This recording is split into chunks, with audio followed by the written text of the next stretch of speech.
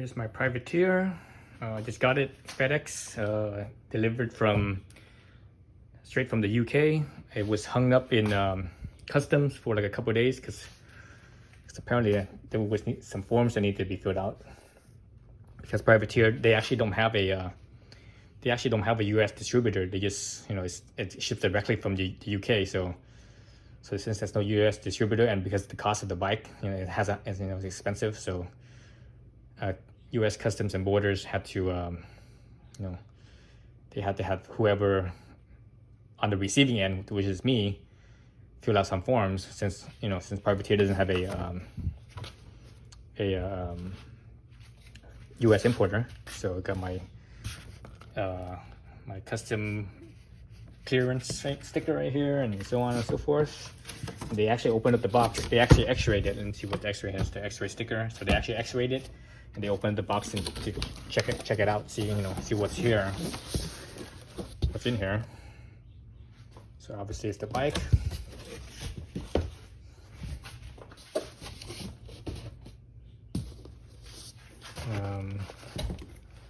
So this is a big bike. The privateer bikes are very long, very long. They're like the longest, the longest bikes out there, I think, or one of the longest bikes out there. So let's actually put this thing in time lapse, and we can do that.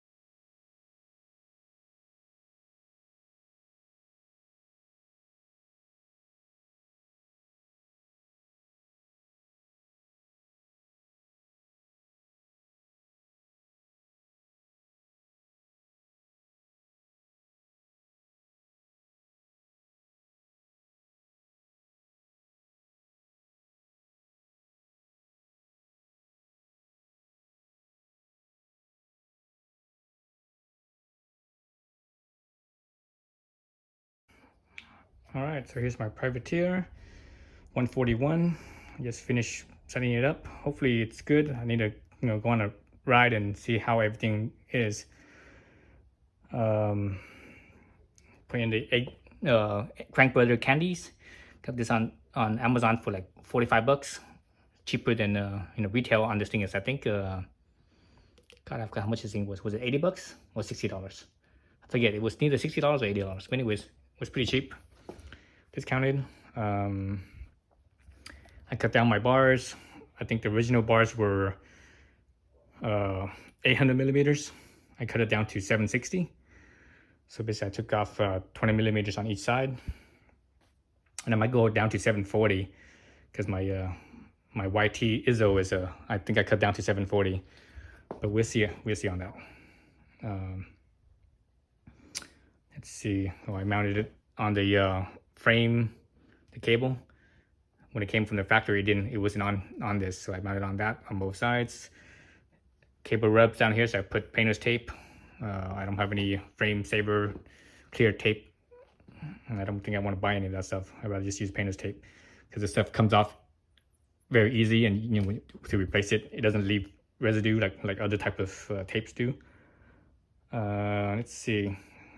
So I haven't adjusted the seat height yet. I think it's pretty close to my seat height, which was very surprising.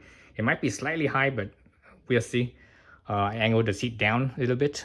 And the reason why I angled the seat down, that's for climbing.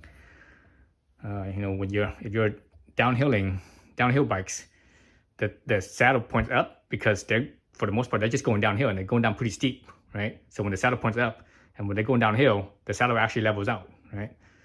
So I set this thing angled down so that way when I'm climbing, it doesn't, you know, my balls don't go numb. Otherwise, if I level it out, I used to ride with it leveled out. I find that my balls go numb, even with the little cutout. You know, the pressure relief right here, it's still, my ball still goes numb. So ever since I started to angle down, it makes a big difference. Let's see, my suspension, I'm setting it at about 20% sag, front and rear. So about 20% sag, and I start out that much and see how it goes. If I need more sag, we'll see. I believe the pike, you know, these are RockShox pikes. I believe these things don't have the air, what do they call them? The I can't remember what it's called now. The little air spacers in there, because I see them in the box right here, the box that they came with. So here's so it's supposed to come with 2. So they're not in there, so that's good. I don't like using these things. Every time I find that I want to use these things, it seems like I could never get full travel. When I do get full travel, the suspension is too soft. You know, I get too much sag. But when I take these things out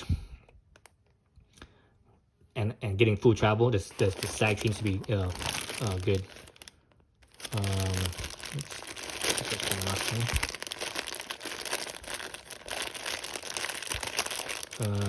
Let's see what else. And then it looks like the Fox rear end, the Fox X2, Float X2 rear end here, the shock. No, this is not X2, this is Float X. Float X shock. I think this volume spacer is, they probably have one in there. I don't see the spacer in this packet at all, so that means it's probably already installed in there. So probably gonna have to take that out, but we'll see. I'm gonna ride it as is right now just to see. But I think I'm gonna take that out. I got 2 extra spacers, or not spacers, derailleur hangers. Ordered 2 of those. These are tubeless. For the tubeless setup right now, it's running tubes. So I'm gonna take the tubes out and just run it as tubeless. I think it's set up for tubeless. It has a tubeless tape in there, I believe. The tires tubeless ready, and the rim is tubeless ready as well. These are Hunt wheels. Hunt is the same company that owns Privateer. So whatever company that owns Privateer and Hunt is the same company. So this is the tubeless ready. Oh, it doesn't say. Let's see. This is version 2, 29-inch tire wheel size. 30. That's the inside diameter. It's 30 millimeters. You see, it says 30 internal rim width, so 30 millimeters. Tubeless ready. The tires are, I believe, are tubeless ready as well. Let me see. It doesn't say tubeless ready. Let me see. Oh, tires doesn't say tubeless ready. Maybe it's on the other side. These are Schwalbe, not Schwalbe, Schwalbe, or maybe Schwalbe, LBE. Let's see, Addicts, soft compound. Doesn't say tubeless ready. Let's see, right here it says Super Trail, Evo, Easy, TL, Easy, Evo. Nothing on here says tubeless ready. I don't see anything. Maybe it's on the other side. Let's see. What's this? No, same thing. Doesn't say tubeless ready. That's interesting. The tire does not say tubeless ready. Super Trail, TL, Easy, or yeah, it looks like Easy, Evo, Hans Kemp. I mean, Schwalbe is a German company, so it's a German name. Yeah, it doesn't say tubeless. That's interesting. Very interesting. Okay, let me see about that. So this, I'm already seeing something I don't like. So this chainstay guard here, protector, it's not staying very well. You know, the adhesives are actually coming off right here. I keep on like, seems like every now and again I have to like come and push this back down. So that's not good. Once you start riding, it goes up with that and dirt gets in there. It's never gonna stay down. So I might have to get another one of these. Or a different brand. This is nice. This feels nice. It feels like, I wouldn't say it feels like rubber. It feels like a soft rubber, maybe even neoprene feeling. So everything is GX as far as I know. Derailleurs GX, cassettes GX, cranks GX, chainrings GX. Obviously hunt wheels. These wheels are pretty cool because they're, I was looking at them. They have a very quick engagement. They have a 72 points. So 6 paw, 3 by 2.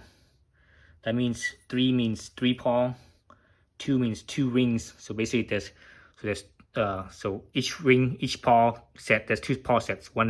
Each paw set has 3 paws, right? 3 paws. So it's a very what do they call it? Point of engagement. It has a finer point of engagement. So it says 72 points. So 5 degree free hub. So that's pretty good. So that's actually even better than my what I have on my YT Izzo with the upgraded ratchet. My Izzo God, what wheel is it called? DT Swiss, upgraded DT Swiss ratchet. It only has 50. I can't remember, it was 54 or 56 or something like that.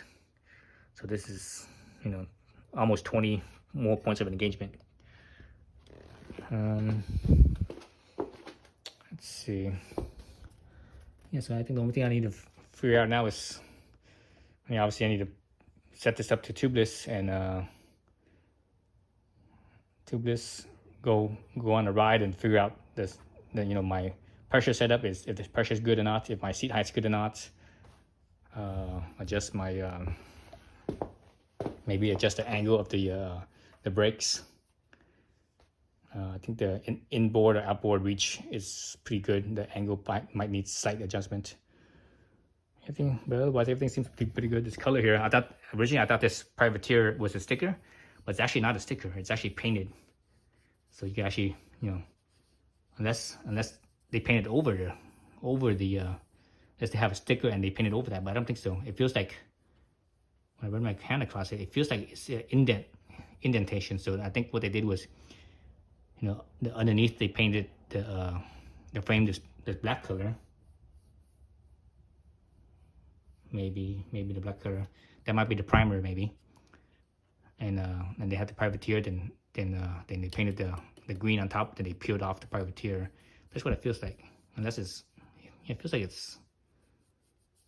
Yeah, it feels like it's steps down, not up. I'm gonna use my right now. Yeah, that's what it feels like. It doesn't feel like it goes up. It feels like it goes down. You can see the privateer label over here. Man, I can't tell. It's so fine.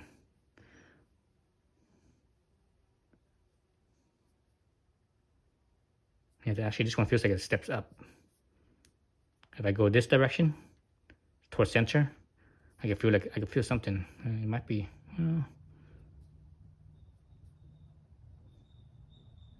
don't know. It's still hard to tell. Anyways, it's not a sticker.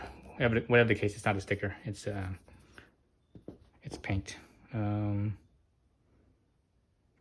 else with this thing? The setup. I think that's it. I do like the seat that it has some contour to the seat. I'm not a fan of those. I'm not a fan of those seats where the saddles where it's just straight. So this thing actually has a contour, like, you know, it comes up, then it scoops down, and the back end kind of kicks up a little bit.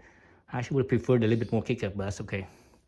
Good thing is that it has the little cutout to release some pressure.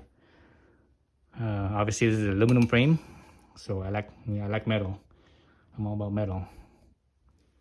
And obviously it's a little bit heavy, but I'll weigh it in a minute to see how it compares to my YT. This is a medium frame, a P. They call it P2, medium frame. I think that's it for now. So that's my setup.